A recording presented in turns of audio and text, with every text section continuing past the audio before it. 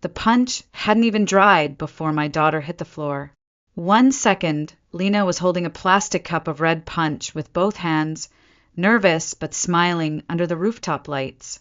The next, my sister's hand struck her across the face so hard she crumpled like a doll, right there between the champagne tower and a chorus of gasps from 200 guests. For a moment, the rooftop was silent. No music, no chatter, just my daughter's small sobs against the glittering skyline of Scottsdale. And then came the words that will echo in my mind for the rest of my life. "She ruined everything," Vanessa hissed, her ivory engagement gown clinging wet against her skin, a blood-red stain blooming across her torso like a wound. "Get them out of here." My mother didn't ask what happened. She didn't check on Lena. Instead, she turned to me, her voice sharp and venomous. "You've embarrassed this family for the last time. Take your child and leave." Before I could say a word, 2 security guards in tailored suits appeared behind me. One gestured toward the exit. The other reached for my arm. "I can walk," I said through clenched teeth. I bent down, scooped Lena into my arms, and walked across the floor with 200 eyes burning through my spine. No one stopped us. No one said a word, except for the sound of phones clicking and the faint click of Megan's camera from the far side of the room. That was the night I didn't just lose my family. I lost every illusion I had ever held about them. The idea that maybe one day they'd see me again. See her. I'm Caroline Hayes, 35 years old, freelance illustrator, widow, and the mother of a 10-year-old girl with more courage in her little heart than most adults I've ever met. Her name is Lena, and until that night, she still believed she had a place in our family. I had worked hard to build a quiet life for us. After my husband Daniel died in a highway crash 3 years ago, I kept everything going, the routines, the rent, the soft voice lullabies to help Lena sleep through the first year without him. We lived in a modest 2-bedroom apartment on the edge of Scottsdale, in a complex with cracked sidewalks and desert plants that somehow kept blooming. It wasn't much, but it was ours. And that night, under the glitter of chandeliers and polished glass, they ripped even that feeling away from us, all because a child spilled a drink, and because the people who were supposed to love us chose their image over our existence. That was the last time they ever got to make that choice for us. People always said I was the quiet one, not shy, not timid, just quiet in the way a shadow is quiet, always there, always watching, never asked to speak unless someone needed something. My family didn't see me as someone with a voice. I was the background until that night forced them to hear me. Before the rooftop, before the punch, before the silence, there was us, Lena and me. We lived in a 2-bedroom apartment off Indian School Road on the edge of downtown Scottsdale. The carpet was old, the cabinets creaked, and the water heater groaned like it hated being woken up. But the walls were filled with Lena's art, colored pencil foxes, glittery rainbows, a series of self-portraits where she always had a bigger smile than in real life. And I worked from home, a freelance illustrator for children's books and stationery companies, piecing together deadlines between grocery runs and bedtime stories. I wasn't rich, but I could pay rent on time. I wasn't glamorous, but I was stable. And for a long time, that felt like enough. Daniel, my husband, had been a structural engineer. He died in a freeway accident just after his 38th birthday. 1 minute, he was on the phone with me, telling me he'd be late. The next, I was staring at a clipboard in the emergency room, being asked to sign paperwork I could barely read. Grief didn't crash like a wave. It seeped like water under the floorboards, slow, quiet, inevitable. But Lena got me through it. She was only 7 when he died, and yet she held my hand every night for weeks. "It's okay to cry," she'd whisper. That's who she is. Soft, thoughtful, deeply observant. She notices when I forget my coffee in the microwave or when the neighbor's cat limps. She loves sticker books and fairy tales, and she still asks me if I think Daddy is proud of her. I always say yes, but the rest of my family, they don't ask. They never did. Margaret and Henry Hayes, my parents, never forgave me for marrying Daniel. He didn't come from money. He was the son of a welder and a school secretary. He didn't golf. He didn't attend Ivy League galas. He didn't know his place, as my mother once said when she thought I couldn't hear. At our wedding, they barely smiled in photos. After his funeral, they left without saying goodbye. And then there was Vanessa, the golden one, the prodigy, my little sister. She had the same last name, but none of the weight that came with it. Vanessa was born to sparkle, blonde, blue-eyed, 5 feet 8 inches and camera-ready since birth. By the time she was 20, she had 500,000 followers for her cooking blog. By 25, she was a brand ambassador for 3 lifestyle companies and had an agent negotiating 6-figure deals for her wedding content.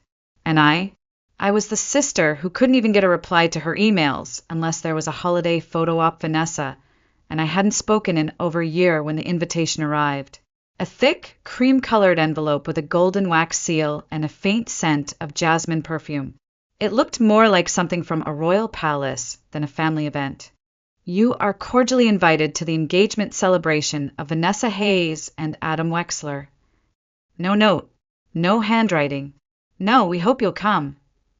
Just a name, a date, and a dress code. Formal. I almost threw it out. But Lena, she saw the envelope in my hand and lit up like it was Christmas morning. Is it from Grandma? She asked, hopeful. It's from Aunt Vanessa, I said. Her eyes widened. Are we invited? I paused. I looked at her face, bright, expectant, so full of want, and I couldn't crush it.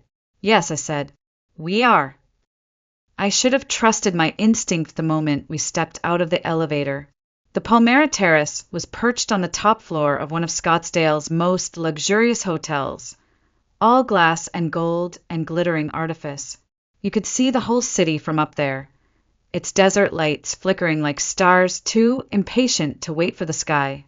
Inside, the rooftop was dressed like a movie set. String lights curled above our heads. Soft jazz floated through hidden speakers, and men in black vests wove between the crowd with trays of champagne and tiny hors d'oeuvres I couldn't pronounce. It was excessive, cold, beautiful in the way a museum is beautiful. Don't touch, don't breathe too loud. Lena gripped my hand tightly. Her lavender dress fluttered slightly in the breeze. She wore her hair in a half braid, a plastic daisy clip tucked above her ear. She looked up at me and whispered, "Do I look okay?" "You look perfect," I said, and she did. But even before we crossed the room, I felt it. The shift, like the air thickened just because we existed inside it. Heads turned, conversations slowed, and those practiced smiles, tight, forced, polite, snapped into place. My mother saw us first. Margaret Hayes in a navy blue satin gown with pearl earrings that probably cost more than my rent. Her hair was pulled into a bun, so tight it looked like it hurt. She walked toward us without hesitation, her heels clicking against the tile like a metronome of judgment. When she reached us, she gave me the barest nod. No hug, no hello, nothing for me. Then she looked down at Lena. Her eyes scanned my daughter like she was inspecting a misfiled document. "Who let you come here?" she whispered harshly. Lena blinked. "We were invited. This is not a playground," she said through gritted teeth. Then she reached out and placed her hand on Lena's shoulder, just firmly enough to make her stumble. Lena lost her footing. Her little fingers squeezed her cup of punch tighter as she caught herself. And that's when it happened. The cup slipped. It tumbled through the air in slow motion, its red contents spiraling out in a perfect arc. For a moment, the entire rooftop froze. Then the punch landed directly on Vanessa's dress. The crowd gasped. Glasses stopped clinking. Somewhere in the distance, someone muttered, "Oh no," under their breath. Vanessa looked down at the crimson stain blooming across her midsection. Her ivory gown, hand-embroidered, custom-tailored, influencer perfect, now ruined. Her eyes lifted, found Lena. "You stupid little girl," she shouted. Lena took a step back, trembling. I I didn't mean you ruined my dress. Vanessa shrieked. Do you have any idea how much this cost? And then she raised her hand. I couldn't move fast enough. The slap landed before I could blink. A sharp, open palm crack that echoed across the marble floor like a gunshot. Lena let out a cry and stumbled backward, tears springing from her eyes, one hand clutching her cheek. I dropped my clutch and ran to her, falling to my knees as I pulled her into my arms. What is wrong with you? I screamed at Vanessa. She ruined everything. Vanessa spat, her voice breaking in frustration. She's 10. I shouted back. She's a child.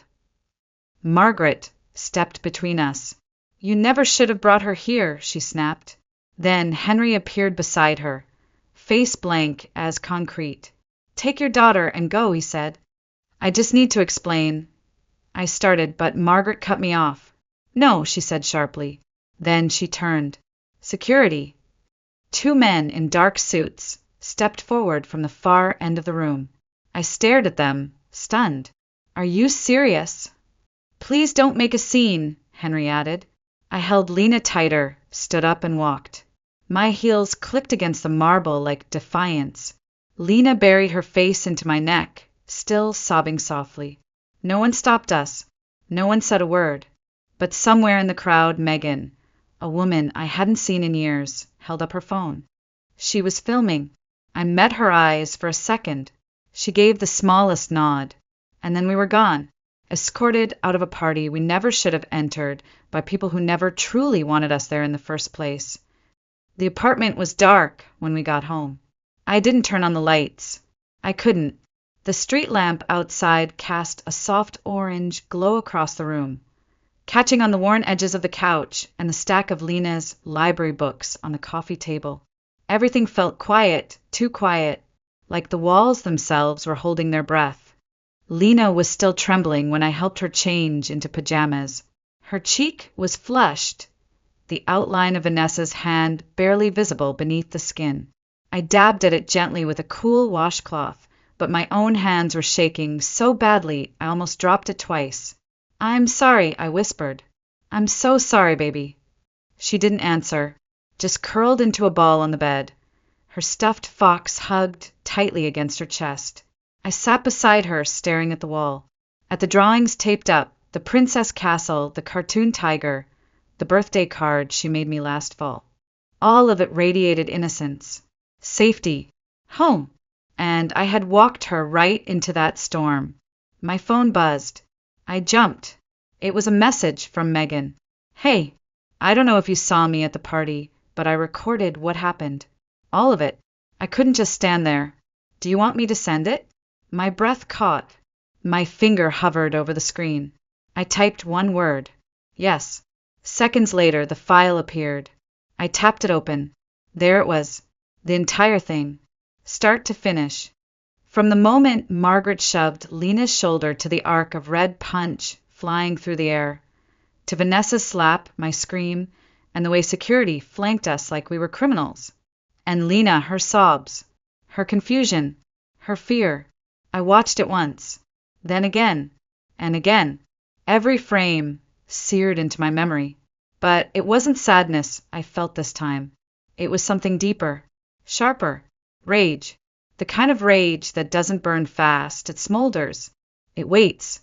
I walked into the living room where Lena had curled up on the couch, the stuffed fox still tucked under her chin.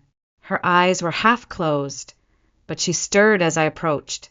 Mommy, she whispered. I'm here, baby, I said, kneeling beside her. She blinked. Was it my fault?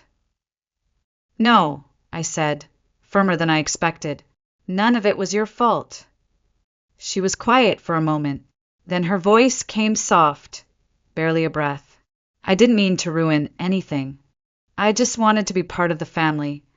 That sentence, so small, so honest, cut deeper than anything Vanessa had said. I pulled her into my arms and held her like I could somehow press the pain out of her body. And then she did something I'll never forget. She sat up, took my phone from the coffee table, opened the video. I think people should know the truth, she said. She positioned the phone, sat cross-legged on the couch, and looked straight into the camera. "My name is Lena," she said, her voice calm despite the redness on her cheek. "I'm 10 years old. Yesterday, I went to my Aunt Vanessa's engagement party. I spilled a drink by accident. She hit me. Then they kicked us out. That was it. No drama. No tears. Just the truth. Quiet. Steady." I stared at her, at the tiny warrior sitting in front of me. Megan had done her part. Now it was my turn. The next morning I didn't cry. I didn't rage. I didn't shake. I just opened my laptop, typed 4 words into the search bar, and stared at them. Child assault lawyer near me. I'd never filed a legal complaint in my life. I'd never even contested a parking ticket. But as I sat there, watching the sunlight fall across our scratched-up dining table, I realized something. I wasn't just a mother anymore. I was a wall, a line in the sand, a shield with edges. By noon, I had an appointment. Megan had recommended someone she trusted, a child advocacy attorney named Carla Reyes who had handled abuse cases for over a decade. I didn't even hesitate. I grabbed my purse, left Lena with Eleanor, my late husband's mother, and drove straight across town. Carla's office was warm, lined with books and soft lighting. She didn't offer me tea. She didn't make small talk. She just listened. "What happened?" she asked, hands folded. I took a breath and told her everything. When I handed her the video, she watched without blinking. The moment Vanessa's hand struck Lena, Carla paused the footage. The silence in the room was thunderous. "You have a case," she said. "A very strong one." I exhaled long and slow. "We're filing criminal charges against Vanessa Hayes for physical assault of a minor," she continued. "And we'll add emotional neglect and endangerment against your parents, Margaret and Henry, since they failed to intervene and escalated the situation." She said it like a surgeon describing a clean incision. Precise. No emotion. Just truth. That evening, I sat down with Lena. We were back home, eating popcorn on the couch, some animated movie playing quietly in the background. She still had a faint bruise blooming just beneath her cheekbone. She looked so small curled up under that fox print blanket, and yet so steady. "I need to tell you something," I said. She turned to me, eyes wide. "I talked to a lawyer today. We're going to court." Her fingers wrapped tighter around her stuffed fox. "Are we in trouble?" she whispered. "No," I said gently. "But they are. This isn't just about punishing them. It's about making sure they never get to hurt you, or any child, ever again." She nodded. Her voice was small but sure. "Are we going to win?" I brushed a curl behind her ear. "We already did," I said quietly, "the moment you told the truth." By the next day, Reyes had filed the paperwork. A formal restraining order was granted. Jessica, Margaret, and Henry were now legally barred from contacting or approaching Lena in any way. The video Lena recorded was submitted as part of the evidence package, along with Megan's footage from the rooftop.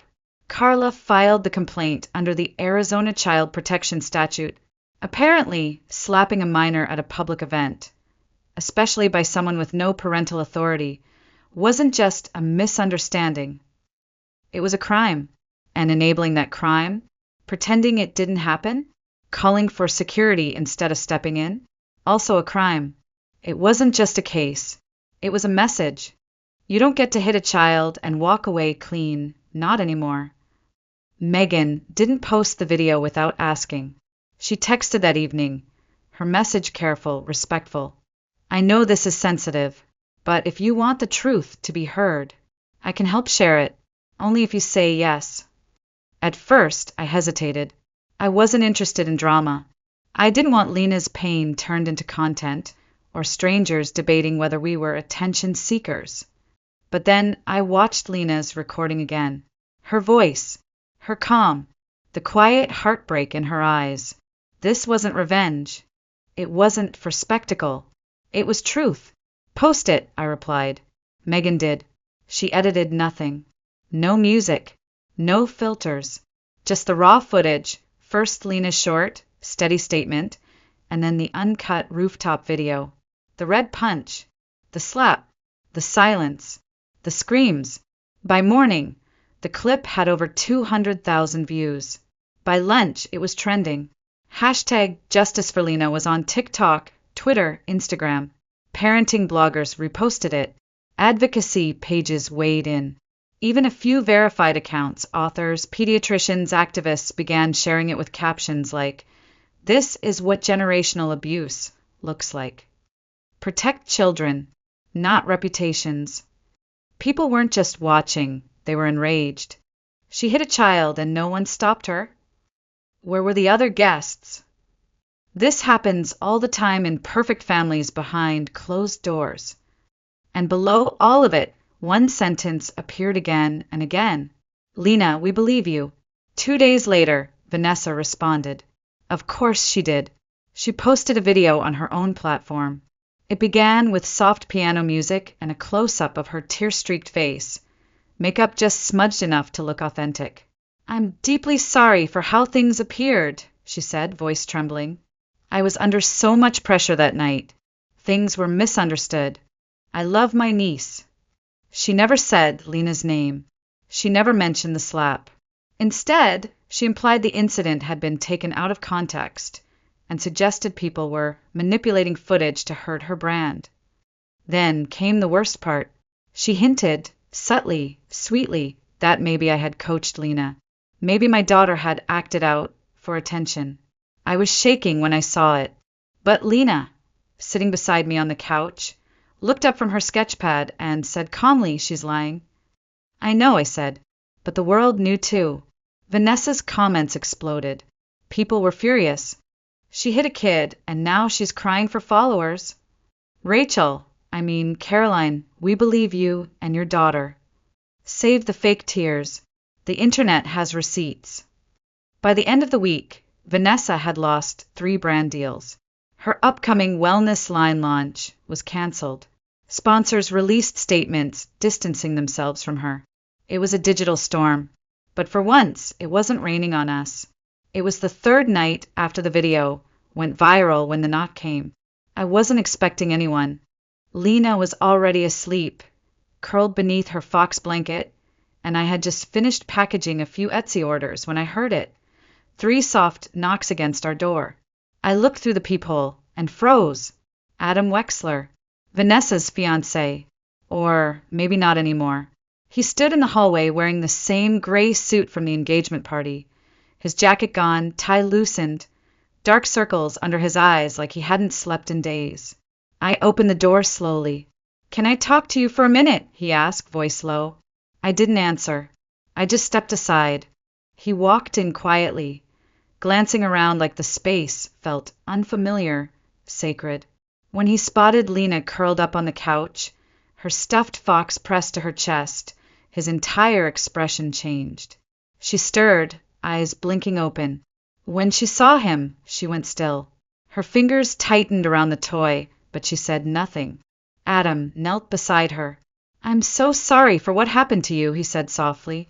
"What Vanessa did, what your family did, it was wrong. And you were really brave to speak up." Lena gave a small nod. That was all. He turned to me. I didn't want to believe it at first. I saw the clip and thought, it must be edited. There must be some explanation. But then I saw the full version. The crowd. Your mom. Vanessa's face. The slap. He exhaled, slow and tight. "There's more," he added. That night, after everything happened, I couldn't sleep. Vanessa kept talking about PR strategies, damage control. She mentioned a brand partnership tied to the wedding. I remembered we had a shared folder for our planners, so I looked. He pulled out his phone, opened an email thread, and handed it to me. There it was, messages between Vanessa and her manager. She'd been negotiating a $500,000 influencer deal around the wedding coverage, framing it as a rising woman's story, packaging herself as a success who forgives her imperfect sister for past drama. There was more, discussion of a prenup she'd secretly drafted, favoring her, setting herself up to transition out of the relationship once the hype settled. She never loved me, Adam said, voice flat. She loved the version of me that looked good online. I stared at the phone, at the words she had typed. I broke it off this morning, he said. Called off everything. Told Vanessa. Told your parents. I pulled out of all pending brand deals and shut down every contract with her name on it. Lena, still watching from the couch, asked quietly, So, you're not going to marry her? Adam gave her the gentlest smile I'd ever seen. No, Lena, I'm not. He looked back at me, his voice steady now. You were right, Caroline, about all of them, and I'm sorry it took me so long to see it. Then he left, and for the first time in years, someone stood beside me not because they were obligated to, but because it was the right thing to do. 3 days later, I got the email. The subject line was short, cold, and impersonal. Urgent. Private family resolution requested. It was from my father. We need to talk. This has gone too far. A private resolution meeting has been scheduled. Attendance is expected. Expected. Not requested. Not hoped for. Just expected. No apology. No remorse. Just entitlement the same way it had always been. For years, I would have deleted something like that without hesitation. But this time I didn't. I forwarded it to Carla Reyes. She replied with a single line, If you go, don't go alone. I took her advice legally and emotionally. I made sure Lena stayed with Eleanor that day. I wasn't taking her anywhere near that room. The meeting was set in a rented conference space in Beverly Hills. Neutral, professional, glass walls and beige chairs. The kind of place where bad things are disguised by good lighting. When I walked in, they were already seated. Vanessa sat with her arms crossed, wearing oversized sunglasses indoors like she was shielding herself from judgment. My mother wore a crisp cream blouse, hair perfectly coiffed, face taut with performative concern. My father didn't even look up. I sat across from them, calm, grounded, not because I wasn't angry, but because I had already decided what I'd say if they tried to twist this back into something small. Vanessa spoke first. You've embarrassed this family beyond belief, she snapped. You let your daughter post lies. They weren't lies, I cut in, voice sharp. Margaret sighed dramatically, like she was exhausted from all my inconvenient truths. Caroline, this could have been handled privately, like adults. You mean, swept under the rug? I asked, like you did when you ignored my husband's funeral? Like you did when you said I'd ruin the family name by marrying someone who didn't golf? You're being dramatic, my mother snapped. No, I said, leaning in. You're just not used to being confronted. My voice didn't shake. Not once. You did this to yourselves, I added. And you don't get to clean it up now, just because the internet decided to watch. Before anyone could respond, the door opened. Adam walked in. Vanessa turned, stunned. What is he doing here? Margaret hissed. I'm here to make something very clear, Adam said, voice calm but loud enough to echo. Vanessa, you used me.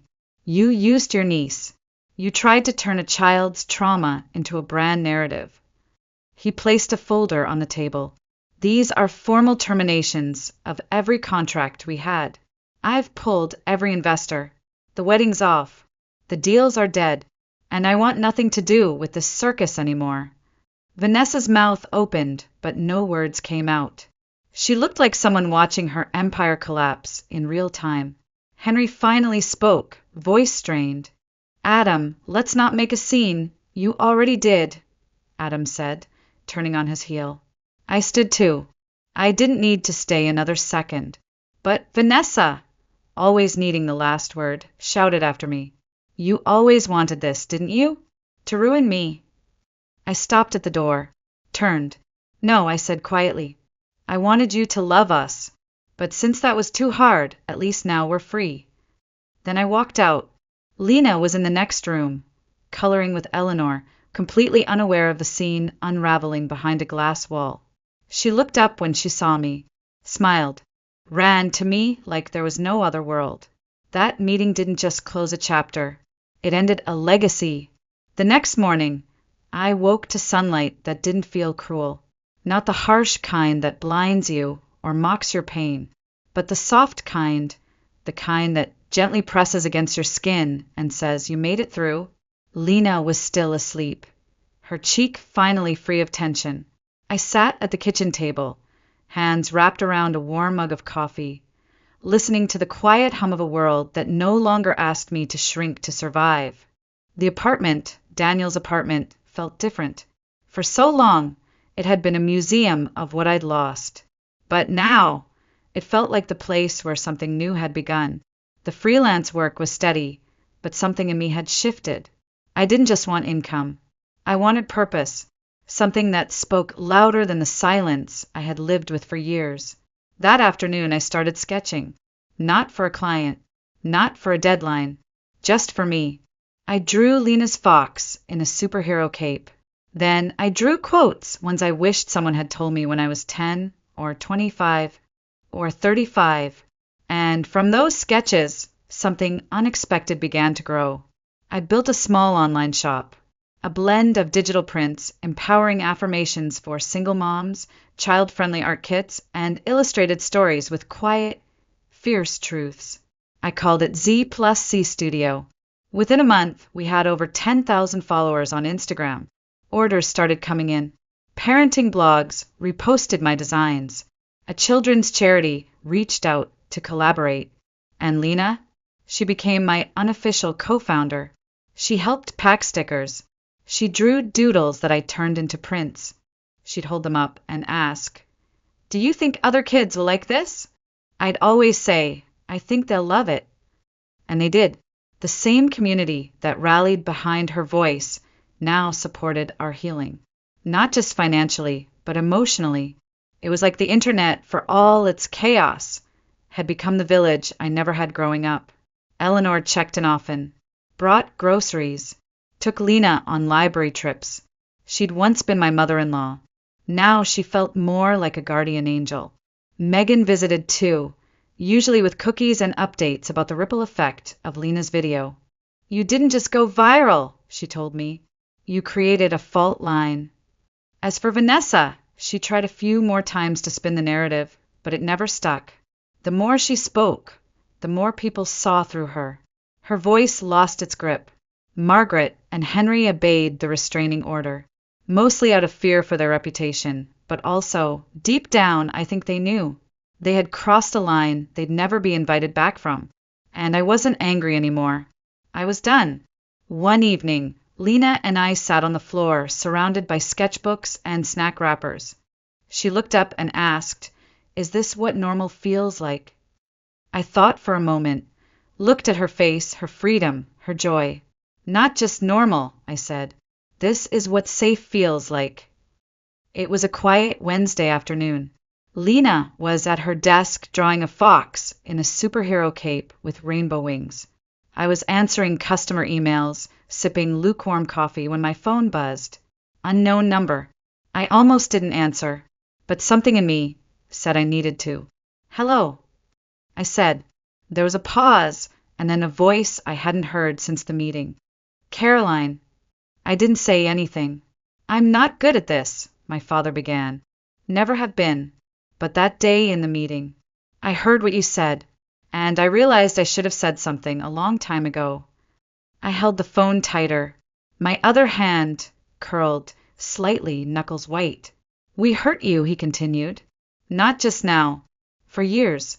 And I let it happen. I let your mother, your sister, I let it all happen. I don't expect forgiveness. I needed you to hear that, at least once." There was silence. Not awkward. Not tense. Just quiet. I closed my eyes and whispered, "Thank you." Then I added, "But I'm not carrying this anymore." He exhaled. The sound of it cracked through something old in me. "I understand," he said. Then he hung up. No pleading. No explanations. No demands to come back. Just the sound of a door, finally, gently closing. That night, I opened a box buried deep in my closet. Inside was an old photo album, dusty, frayed, the kind filled with memories that weren't mine. Pictures of Vanessa at recitals, Vanessa at birthdays, Vanessa in the middle of every frame, and me, off to the side, half visible, forgotten in print, just like in real life. Lena sat beside me and pointed to one picture. "Why weren't you in more of them?" she asked. I smiled faintly, brushed her hair back. "Because they didn't see me." She looked at me, steady, clear-eyed. "Well, I see you." And that was it. The words I didn't even know I had waited my whole life to hear. The next day, I packed the photo album into a cardboard box and slid it into the back of the closet, not to erase the past, not out of hatred, but to make space for the life we were building.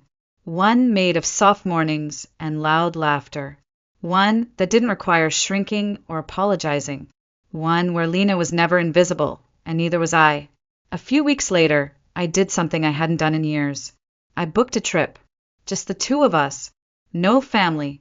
No obligations. No guilt. Just freedom. We went to Sedona, Arizona, a place I had always dreamed of but never let myself claim. There's something about those red rocks and open skies that had called to me for as long as I could remember. We stayed in a small cedar cabin nestled beneath the cliffs.